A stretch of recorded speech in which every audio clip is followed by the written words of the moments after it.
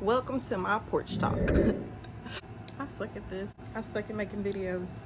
I suck at talking out loud. Social shit is not for me. It's not my shit. But nonetheless, sorry for cussing. That was in bad taste. Welcome to my porch talk. Very first porch talk. I don't think I said that right. Very first porch talk. I come out here a lot. I sit, I ruminate, I think about things, and I decided, hey, why not film that? Why not put some of that out there? Hopefully y'all don't think I'm crazy. I'm somewhere in Tennessee. Like literally that's not a ploy. I was born and raised in Tennessee. It is a really hot day here in Tennessee. We are under an excessive heat warning for today and tomorrow. And this is something that's been really frequent this year. Matter of fact, this has been called the hottest year on record, according to the news. And I do believe that to be true. I guess this heat wave has me considering the climate crisis today. Because every time I turn on the news, you're seeing these insane natural disasters happening like all over the world. And we know that a lot of that climate crisis is fueled by consumption and consumerism. So let's talk about it. And when I talk about this, I'm going to talk about it purely from an American standpoint, because that's the lens through which I view the world, right? I can't speak for ways of life in other countries, but I can speak about ways of life here, because this is where I live. This is something that I experience directly. With that being said, I feel like a lot of Americans have these huge inflated lifestyles, and that it's not on par with the way a good majority of the world lives. And you know, me and my wife, we talk about this quite frequently. I talk about this with my kids. What's considered normal here is not normal for a good chunk of the world's population, right? Can we agree on that? I think that's a fair statement. And I know that there are other countries such as Canada, such as the UK, where, you know, our living standards are kind of on par. But I feel like Americans really we take it to the next level, and what we call a necessity is considered a luxury in the majority of the world's eyes. And just being 100% real with you, I feel like that has to change.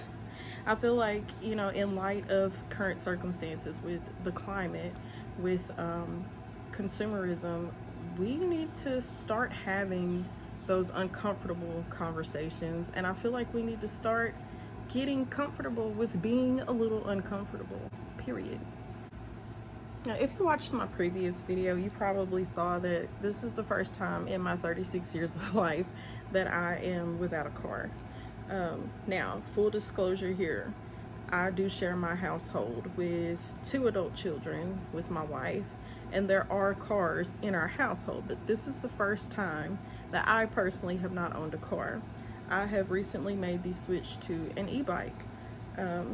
And to be completely honest with you, I love it. I love everything about my e-bike. I wish that I had done this sooner. And I used to always say that one of my goals in life was to get to a point where I did not need a car. Now, with that being said, I do understand that my situation could be kind of looked at as ideal. You know, I live in a small rural town. They call us a city, but like, are we really a city? Our population is 2,500 people. The area of Tennessee that I live in, West Tennessee, is pretty rural. I don't think that anybody would look at us and be like, oh yeah, that big fancy city. But with that being said, 2,500 people. And even in a city this small in scale, the car dependency is insane. Absolutely insane. Let me give you like a little map of what our city looks like, right? So we have one grocery store. It's a locally owned chain called Food Right. We have 2 gas stations. One of the gas stations though sells some amazing hot plates during lunch. Shout out to y'all, like they're good.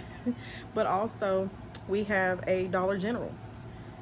That's it. That is the full extent of, for the most part, businesses in our city. We do have a Subway. We also have a little pizza place that's attached to the grocery store. So you walk in and you got the Subway and the pizza joint, and you got the grocery shopping joint. And outside of that, we have a small florist. We have an elementary school that houses grades K through 8. And we have a county high school, which most of our kids that live here, as well as the surrounding small towns kids, all bus out there to that or drive out there. From my front porch to our local grocery store is 0.7 miles. We have a small park with a pond here, which is also about 0.7 miles from my house. The dollar store, 1 mile flat. Actually, I don't think it's even a full mile. It's like 0.9 miles from my house. And with that being said, you know, we have small, narrow roads, and you constantly see this just overabundance of cars, right? And that can be a little disconcerting, because I feel like America as a whole is so car-centric. In small towns like this, you know, there's nothing in the way of public transportation. So to a certain degree, the car is a necessity, but also like, is it really? Like, is there not a better way that we could be doing this? I read some interesting data here recently that in the year 2022, there were 43,000 deaths attributed to car accidents here in the US. That represented about 1% of total car accidents, but 43,000 deaths by car. I do know that pretty much everybody, if you're seeing this, you know someone that's died or been seriously injured in a car accident. Also read that something like 50% of trips that we make by car are within 10 miles of our home. I'd even bet to wager for a majority of us, the majority of trips that we take by car are usually within 5 miles of our house, right? What would it take for Americans to start biking those trips? Now, I know that that's not feasible for everybody. You know, we have people that have disabilities, we have people that have health issues, we have people that are just literally not able to ride a bike.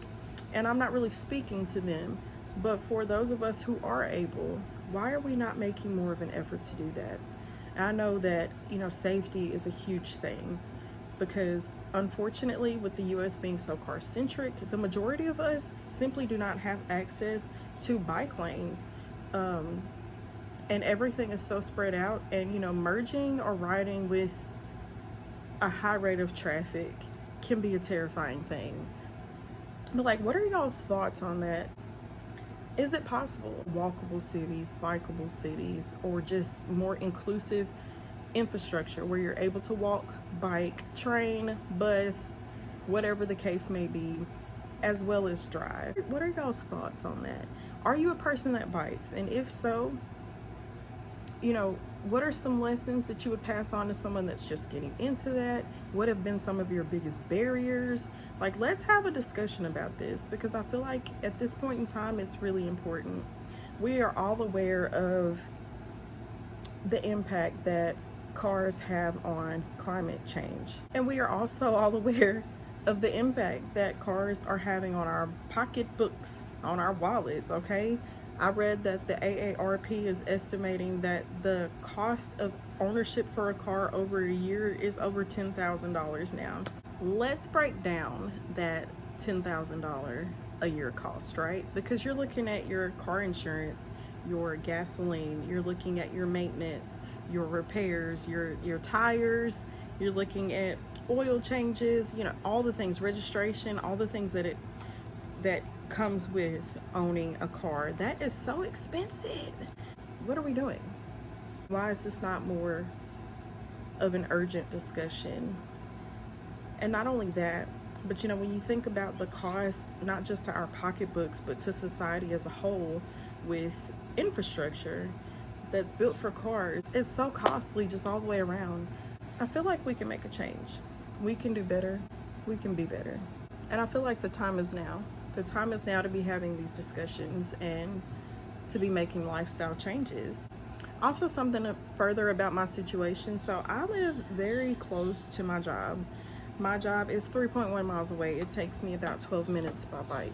And I know that not everybody has that option, especially here, you know, small town America. A lot of us are commuting distances of 30 minutes, perhaps even an hour to get to jobs outside. That is definitely a challenge when it comes to thinking about not owning a car. So I don't ever want to downplay that importance.